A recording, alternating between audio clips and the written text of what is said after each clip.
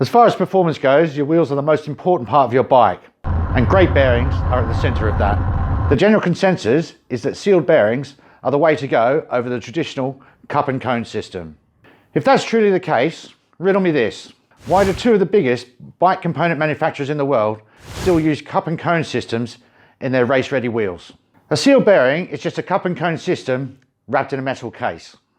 The problem with that is you can't get as many or as big a ball bearings into a defined space. This just makes them less efficient, unadjustable, and you can't even use the grease you want to use in them. Sealed wheel bearings are a poor substitute for the traditional cup and cone style. The two most important things when replacing bearings in a traditional style hub is cleanliness and the finesse to adjust them correctly. You've just got to become the bike. There's so much bull dust on the internet and YouTube about how to do this job, it's making my eyes hurt. I thought it was about time I showed you how to do this job properly. The pro tips just keep coming all the way through this video, so you're going to want to stick around to the end. And then I'm going to show you how to get metal dust caps on and off wheel cones the easy way, which doesn't damage them. So buckle your toe straps and let's get into it. G'day viewers, my name's Ashley Malcolm and this is my definitive guide to fitting wheel bearings in a traditional cup and cone style hub. So the tools you're going to need to get this job done successfully is some rags. I'm going to use 3 today, some GD85 to clean the hub out, grease gun, maybe a magnet, definitely a screwdriver with a magnetic tip, another small screwdriver, an assortment of cone spanners. I'm using quite a few considering I'm only doing 2 hubs, some Allen keys, some ball bearings, and if you've got a different type of hub, you might need a ring spanner. So the first thing you want to do is get your wheel out of the bike, remove the skewer and get the cassette off. You might even need to get the rotor off as well if you've got one, because it may get in the way. You want to get your cone spanner and get it onto the cone. Always work from the left-hand side, the non-drive side. And you always want to check that you've got the right one, because they do vary from wheel to wheel, even from the same manufacturer.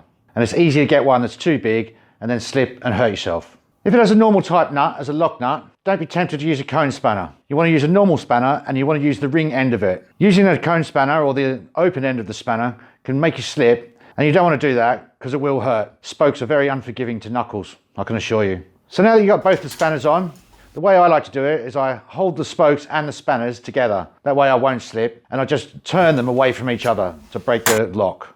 Once you've got the lock nut undone from the cone, you may still need the tool to get it all the way off. You want to remove the lock nut and any washers that may be on there and put them down on your bench in the order they came off in. You then want to remove the cone from the left-hand side of the axle. Now you just want to pull the axle out of the drive side of the wheel and lay it down somewhere. At this point, you want to check if there's any damage on the cones. And if there is, even a single pit, you'll need to replace it. Don't worry if any bearings fall out and get lost. I'm going to show you how to work out the right amount to put in there when we get to putting them back in. I never use the same bearings again because they're never going to be perfectly round, even if you can't see that with the naked eye. Always replace the bearings with new ones. Put the wheel over a bin or something similar and then spray in some GD85 or WD-40. Don't use a degreaser, because what will happen is you'll end up with degreaser stuck in the hub no matter how hard you try to get it all out, and that'll just start to break the grease down when you put it back in. So it'll make this job last a lot less time than it otherwise would do. Take your screwdriver with the magnetic tip and just rattle it inside the hub where the bearings are, and they should just drop straight out and through the hub and into the bin. Turn the wheel over and repeat the process. This is just the fastest, cleanest and easiest way to do this job. You could just do this bit with the magnet or with your fingers, but as they're junk anyway, this is a dirtier way and more of a faff to do. Using magnets on your wheel bearings will actually magnetize them. So you don't want to even use one of those little magnetic trays that you have in a workshop for putting things in so you don't lose them. Because what will happen is when you put them back in, if there's any bits of metal inside the hub, even after you start riding it, that'll actually stick to the bearings and you'll end up with problems sooner than you otherwise would do. If you're not sure what size the bearings are, definitely save one so that you can check out what size it is and put the right ones back in. Once the bearings are out, you want to remove any dust covers or seals that you can, but do this with caution because they're easy to damage, and if you do that, it'll be really hard to get them back in and they may not work properly. This one didn't want to come out, so I had to just leave it in there and work around it. Get the corner of a rag and put it inside the hub, and then just stuff as much of the rag as you can in the hub. Now while I'm doing it on the bin, what I usually do is hold the rag and just spin the wheel around it. But you can just get the wheel and then just twist the rag around so it's wiping all the grease out. And you want to keep taking the rag out and putting it back in the hub and spinning it around until you get all the grease out of it and all the muck out of it. Don't stop until it's all nice and sparkly clean in there. And then you just want to have a look inside the hub and make sure there's no scoring on the race inside the wheel. Get all the internal parts of the hub and give them a good clean with some GD85 and a rag. You want to make sure you get as much of the dirt off as possible. You don't want that getting back into the hub when you put it back together. Re-inspect your cones and make sure there's no pitting on them. Again, if there's a single pit on one of them, you should replace that cone. The lines on these ones are fine, but it's probably about time I look to buy some new ones for the next time I do this job. Now that we've got everything clean, it's time to get it all back together. The first thing you want to do is squirt some grease into each side of the hub. This will stop the bearings running metal on metal when you first put them in. But what it'll also do is hold the bearings in place so they don't just drop through the hub while you're trying to put it back together. You can just use your fingers if you don't have a grease gun, but the grease must be clean with no debris in it. Don't use the grease from the pot on your bench because there'll be foreign objects in there, even if you can't see them. Get your new bearings, putting enough in the palm of your hand to fill one side. Rear wheels usually take 9 1/4-inch bearings and front ones 11 3/16 bearings, but this isn't always the case. So what you want to do is just put them in the hub one at a time so they're touching each other, and keep doing that until you fill the hub up. Always leave a gap between the last 2 bearings. Don't put one in that you don't think will go in there, and if you're worried, always put less in than more in. If you put one too many bearings in, you'll wreck the hub. If there's one too few, you won't. So always just err on the side of caution.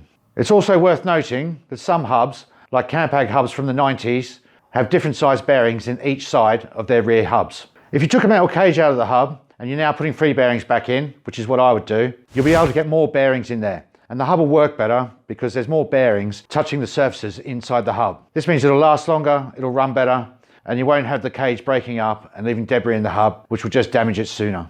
A trick I use to make the ball bearings easier to pick up and handle is to just squirt a light coating of grease on them when they're in the container. When you're putting the grease into the hub to cover the bearings, you don't want to be too stingy with it. My rule is, when you're putting the hub back together, if the grease doesn't squelch out of it, you haven't put enough in there.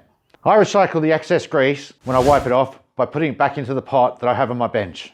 There's all sorts of different greases you can put into hubs. I wouldn't really use these white lithium greases that you normally sold in a bike shop because they're just really thin and they don't last very long. So the job has to be redone much sooner. We call that white lithium grease moisturizer in this workshop, though none of us actually tried it on our faces yet. The grease we're using here for just about everything is still a lithium grease, but it's a multi-purpose, high-performance one, so it covers a lot of bases. Once you've got the first lot in, squirt some grease on it so they don't fall out, and then turn the wheel over and do the other side. We now want to get the axle back into the wheel. Before you do that, you want to just check that the lock nut on the drive side is locked to the cone. It's a known manufacturing fault with some wheels that the lock nut on the right-hand side isn't tight enough, and it does come undone. Now, if that comes loose, you'll either end up with the hub being loose or you'll end up with the hub binding up, and either of these things aren't ideal. So I just put it in the vise and I just check that it's tight. If it comes loose after it's in the wheel, most of the time you can't fix this without taking the axle all the way back out. Push your axle back through the hub from the drive side. Don't worry about any excess grease that comes through. Just screw the cone on until it touches the bearings. Fit any spacers or washers that are on there, and then put the lock nut back on as well. And you just want to screw that up until it meets up against the cone, and then you just want to nip them together. At this point, it's better that the bearings are a little bit tight than they are too loose, even if that means they're a little bit rough. It's pretty easy to tell if you've got loose wheel bearings when the wheel's in the bike, because you just grab the rim or the tyre and you just wiggle it sideways, and you can usually tell. It's always best to have the brake open for this, because sometimes it just touches the brake pad and it actually feels like the wheel bearings are loose. When it's not so easy is when the wheel's out of the bike, and you're going to need to know how to do this properly when you're adjusting your bearings to get them into the sweet spot. And the way to do it isn't to try and push the axle backwards and forwards into the hub. The way to do it is to try and move the axle up and down at the ends by pushing down on one side while you push up on the other, and vice versa, and just wiggle it backwards and forwards by going up and down or backwards and forwards. Now the lock nut and the cone on the left hand side are nipped together, it's time to finesse this job. You want to take your time with this next bit and just be a little bit patient until you get it so it's just right. There's always a sweet spot between it being too tight and too loose. So what you want to do is get your spanner for the lock nut on the right hand side and fit it to the lock nut, and then if it's loose, you want to get the spanner for the lock nut on the other side, the left hand side, and you just want to slightly tighten it. And as you do that, because they're nipped together, that will make the cone turn in as well. And when I say do it a little bit, I mean maybe a 64th of a turn, a really small amount. Check it again and see if it's still loose, and if it is, do a little bit more, and just keep doing that bit by bit. Take your time until it feels really smooth. Now if you get it a little bit too tight while you're doing this, or it was tight already, you want to do the same thing, but you want to do that with the spanner on the left-hand side on the cone. So you're basically just loosening the cone and the lock nut on the left-hand side at the same time. And again, you just want to do this in tiny little increments. And then once it's got to the smooth point, either way, whether it was loose or tight to start with, you now just want to lock the lock nut and the left-hand cone together. Don't do it completely up, and check it again. And if it still feels nice and smooth, it's not tight, it's not loose, it's time to lock them together. You want to be careful not to lock them up too tight on the left-hand side before you're actually happy with how the hub feels. Because sometimes if you try and loosen it off, you'll end up just undoing the right-hand lock nut, and then you'll have to take all the left-hand side back off the axle, take the axle out, tighten the lock nut up again on the right-hand side, and fit it all back in and start again. Now you want to wipe off any excess grease and fit your cassette and a rotary if it had one, get it back in the bike and go out there and enjoy a nice, smooth, fast ride. Obviously, I'm servicing both my hubs at the same time. The front wheel is exactly the same process as the rear, except you need slightly different tools for this wheel. It takes an Allen key on one side where the axle is just fixed and there isn't any adjustable cones or lock nuts, and you just have to work from the left-hand side.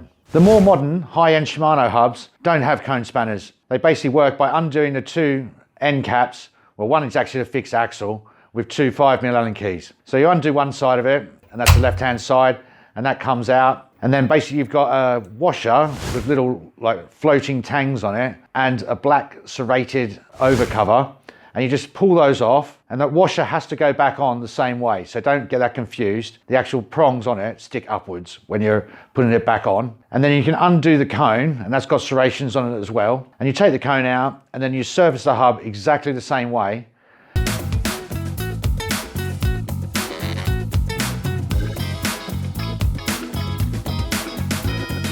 Now the high-end Shimano factory wheels have a plastic cage in the left-hand side of the rear wheel. And what you want to do with that is take it out and get all the bearings out of that plastic cage and just put new bearings into it. And then when you put it back together, you just put the axle back in, you screw the left-hand cone on until it feels right. So it's nice and smooth, not too tight, not too loose.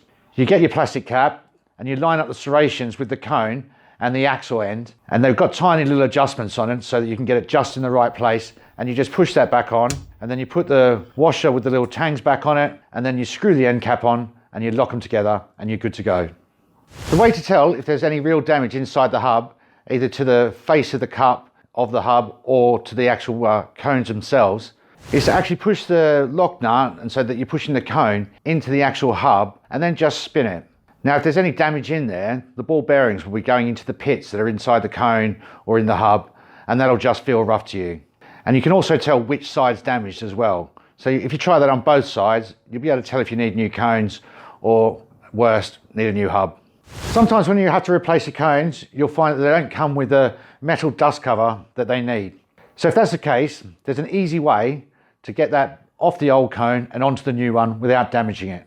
What you want to do is get a socket that just fits inside the lip of the dust cover, and you place it over the cone and inside the dust cover, and then you just put it in your vise and you just slowly squeeze it and it'll push it off. Don't worry if it doesn't come all the way off, because by the time it gets nearly all the way off, you'll be able to take it off with your fingers. And then to get it back onto the new cone, you just want to reverse the process. If you haven't already liked and subscribed, please do that now, and I appreciate you watching this video. You've just got to become the bike.